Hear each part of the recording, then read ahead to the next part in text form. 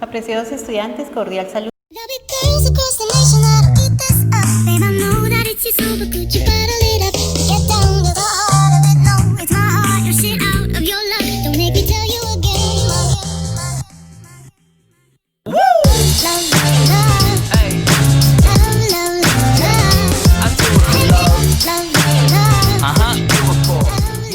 Organización política conformada por un conjunto de instituciones que tienen la finalidad de administrar los asuntos públicos y ejercer autoridad en un territorio establecido. Vamos a hablar de tres clases de Estado particularmente, y estos son Estado social de derecho, Estado de derecho y Estado totalitario. Iniciamos con el Estado social de derecho. Este concepto nace en Europa a mediados del siglo XX y es entendida como una forma de organización política encaminada a buscar la justicia social y la dignidad humana, mediante la aplicabilidad de principios, derechos y deberes de carácter constitucional. En consecuencia, el Estado debe procurar por el mínimo de condiciones vitales y dignas para todos sus asociados. Existen cuatro fundamentos o pilares fundamentales del Estado social de derecho por los cuales se caracteriza, y tenemos que son el respeto a la dignidad humana, el trabajo, la solidaridad entre las personas y la prevalencia del interés general. Vamos a explicar uno a uno para que sea más comprensible estos fundamentos. Iniciamos con el respeto de la dignidad humana. Se establece como el resultado del reconocimiento mínimo de derechos y garantías de las personas que se encuentran dentro del Estado. El segundo aspecto hace referencia al trabajo y lo entendemos como el medio adecuado para que los seres humanos mantengan su dignidad y de esta manera puedan desarrollarse dentro de la sociedad. La solidaridad de las personas que la integran. Este fundamento nos refiere que es una responsabilidad de orden social y que las personas que tienen deben colaborar con las que no tienen, y esto no es una mera facultad, sino que tiene que ser de estricto cumplimiento. Por último, vamos a hablar de la prevalencia del interés general. Y se tiene que tener ese interés general en cuenta, ese interés social, ese interés público, colectivo de la nación, por encima del interés individual o particular.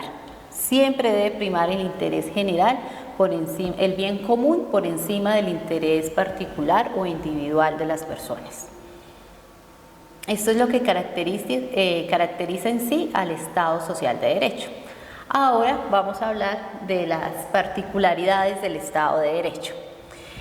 El Estado de Derecho nos refiere un modelo de Estado, una organización política, donde todos los habitantes, todos los miembros de la sociedad tienen que ser sujetos a la ley. Es decir, todas las personas que se encuentran dentro de este Estado tienen que estar sujetas a la norma jurídica escrita. Y las autoridades del Estado están limitadas estrictamente por un marco jurídico preestablecido, el cual aceptan y al que se someten en sus formas y contenidos estrictamente. Entonces, en este Estado de Derecho encontramos dos elementos fundamentales. Por un lado, el Estado como organización política, y de otro lado, el derecho como el conjunto de normas que rigen el funcionamiento dentro de la sociedad. Podemos decir entonces que el poder del Estado se encuentra limitado por el derecho. Características del Estado de Derecho. Dentro del Estado de Derecho se encuentran ciertos aspectos que lo diferencian de los demás, y entre estos podemos puntualizar los siguientes. Primero, sometimiento expreso de la Constitución y la ley. Segundo, separación de poderes. Esto hace relación a los poderes del poder público, en los cuales los conocemos como la rama ejecutiva, la rama legislativa y la rama judicial. Tercero, reconocimiento expreso de derechos y libertades. Cuarto, establecimiento de mecanismos de control. Quinto, prevalencia del principio de legalidad y de legitimidad. Con esto damos grandes características del Estado social de derecho y ahora vamos a hablar de un Estado muy particular que es el Estado totalitario. Para hablar del Estado totalitario debemos decir que es una forma de Estado, una forma de organización política en la que un único partido político gobierna con poder absoluto y sin ningún tipo de limitaciones. Este Estado totalitario puede ser de derecha o puede ser de izquierda. Lo importante y lo que se resalta en este Estado es que es un partido político único el que maneja las riendas del poder político.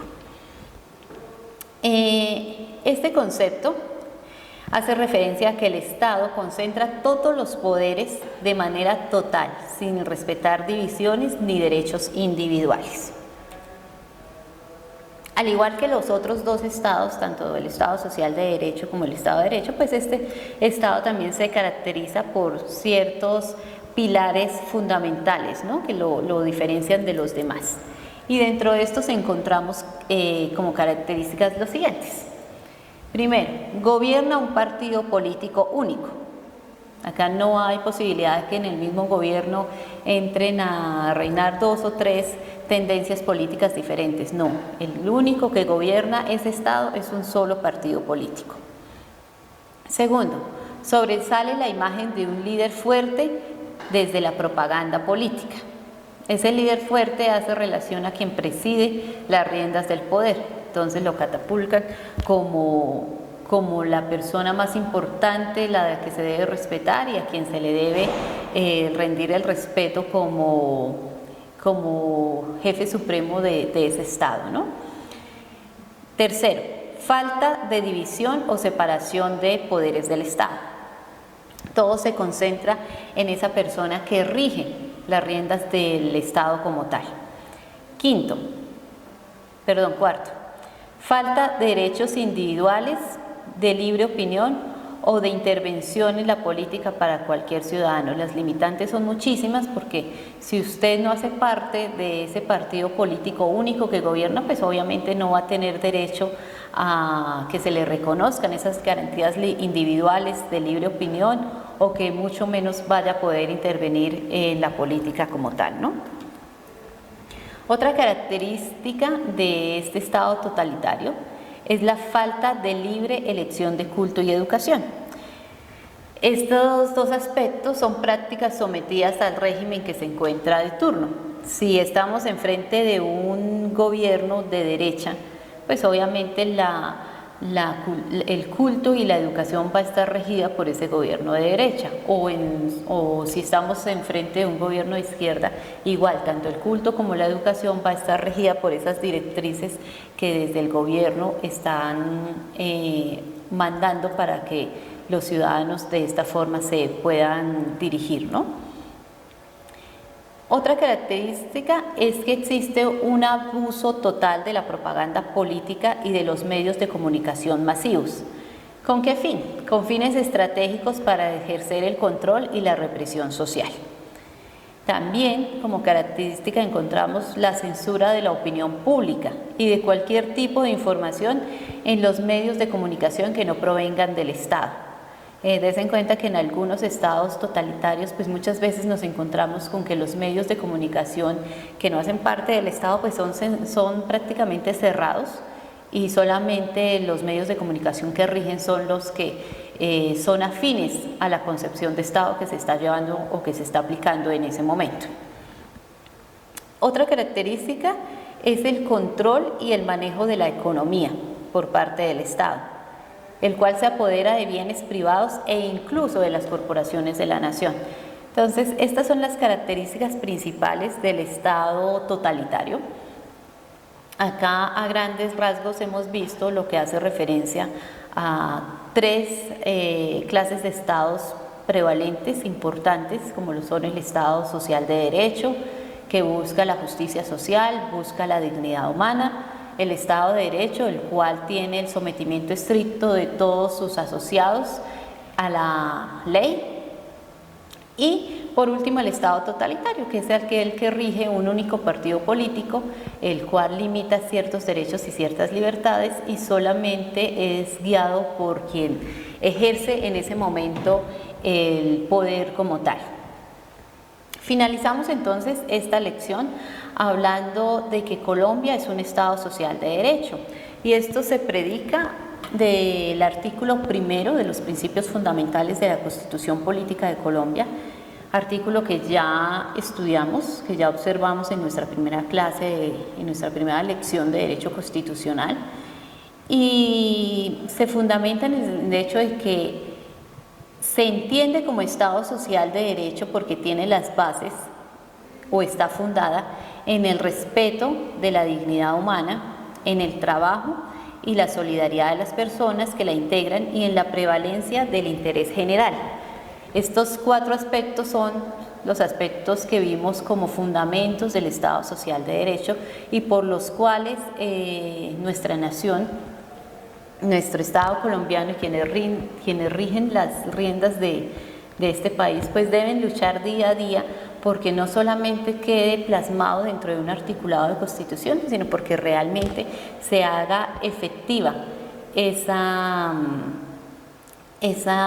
definición en la aplicabilidad dentro de un marco de justicia social y un respeto por la dignidad humana, para que haya más asequibilidad por parte de todos los miembros de la sociedad colombiana a una igualdad, a unos derechos iguales y a una participación realmente efectiva en todo nivel, y que nuestros derechos fundamentales y derechos humanos sean respetados. Y la idea es esa, la idea es que Colombia día a día, a pesar de las circunstancias y los factores enormes que lo afectan a diario, las diferentes problemáticas sociales, económicas, culturales, de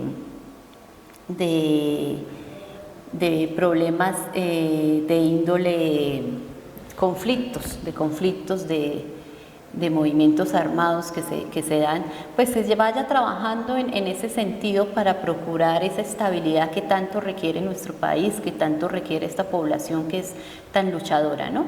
Entonces, a esto hace referencia a que cada uno de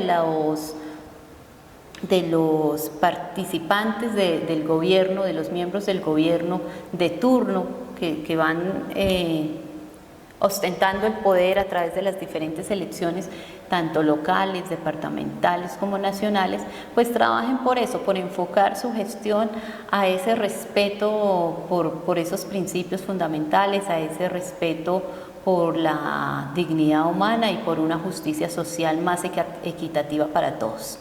Espero que con esto les haya quedado claro el concepto de Estado, que ya lo habíamos visto en nuestra primera clase. Ahora pues las clasificaciones de estados, los cuales nos vamos a enfocar en estos 3 primordialmente, y por qué y de dónde se busca o se pretende que se defina que Colombia es un Estado social de derecho, ¿no? El por qué y el para qué se va a trabajar por esta concepción. Entonces, con esto damos por terminado nuestra tercera lección. No sin antes invitarlos a que por favor continúen con su trabajo a través de la plataforma, a través de las diferentes lecturas y documentos de apoyo que se les ha dejado como aporte en la misma. Y como siempre, deseándoles las mejores bendiciones. Nos veremos en nuestra próxima lección y espero que se pongan al día en todos los trabajos pendientes que se encuentran en la plataforma. Un abrazo y muchas bendiciones. Feliz día.